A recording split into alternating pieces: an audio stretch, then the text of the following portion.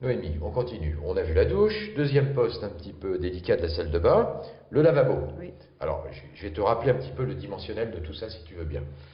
On sait que la hauteur d'assise d'un fauteuil, c'est 50 cm. Oui. Donc, on rajoute l'épaisseur des cuisses. Bon, on va considérer que quelqu'un peut avoir des cuisses un petit peu épaisses, on met 20 cm, ça fait 70. D'accord. En fait, c'est le dimensionnel réglementaire. 70. Alors, est-ce qu'on a 70 cm sous ce lavabo? On vérifie. 70 pile poil. Ah, c'est un spécialiste qui l'a posé. Hein. Parce que là, c'est le passage des genoux, tu vois, c'est dégagé pour le passage des genoux en dessous. D'accord. 70, très bien. Le dessus.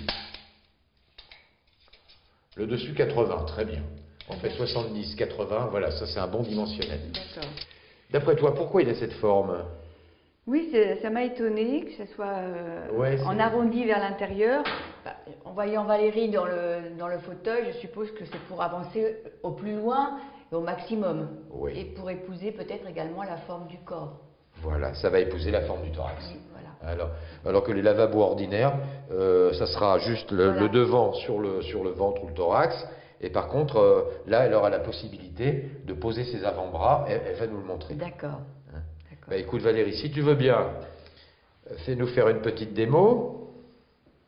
Donc là, on voit déjà que si ce lavabo était plus profond, oui. Elle serait moins gênée. Là, par exemple, se laver les dents, ça va être un petit peu acrobatique. Tu vois?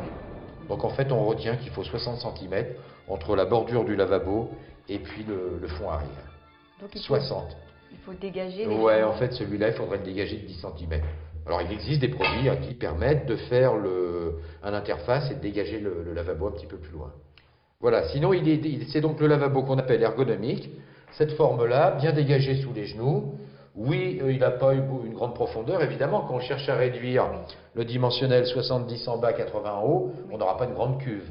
Mais bon, est-ce que c'est vraiment nécessaire d'avoir, tu sais, des grandes quantités d'eau dans un lavabo? C'est pas évident du tout. Ce robinet, il te semble bien?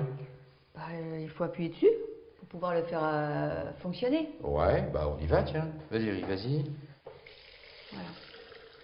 Voilà, tu vois, en fait, ce geste-là, Valérie, pour elle, tout va bien. Pour la plupart d'entre nous, tout va bien. Pour certains, ça peut être très délicat, voire impossible. D'accord. Donc souvent, comme dans la douche, on va privilégier tout ce qui est à levier. Un levier, un doigt, si possible. D'ailleurs, un levier relativement long, dans le cas du lavabo. Et ce miroir, qu'est-ce qui t'inspire? Bah, on peut l'actionner, quoi, toujours avec une manette. Voilà, tout pour que la personne puisse se voir. Ah, voilà. Donc la Valérie, elle, est-ce que tu confirmes que tu te vois bien? Alors je me vois jusqu'à la poitrine à peu près. D'accord, bon, donc c'est pas mal. Et puis là, les valides qui vont venir utiliser cette salle de bain, eux vont ou la personne de grande taille, elle va aussi pouvoir faire régler le miroir pour elle. D'accord. Donc pas mal. Un grand miroir qui partirait de là, qui finirait là, c'est très bien aussi. Hein. Ça présente l'inconvénient pour les gens un petit peu désorientés, qui ont des problèmes d'équilibre et autres. Ça peut les perturber, le fait de voir en faisant ça, de voir leur corps bouger. Ah oui. Générer une petite perte d'équilibre, une désorientation. D'accord. Pour quelques-uns. Pour beaucoup, c'est très bien.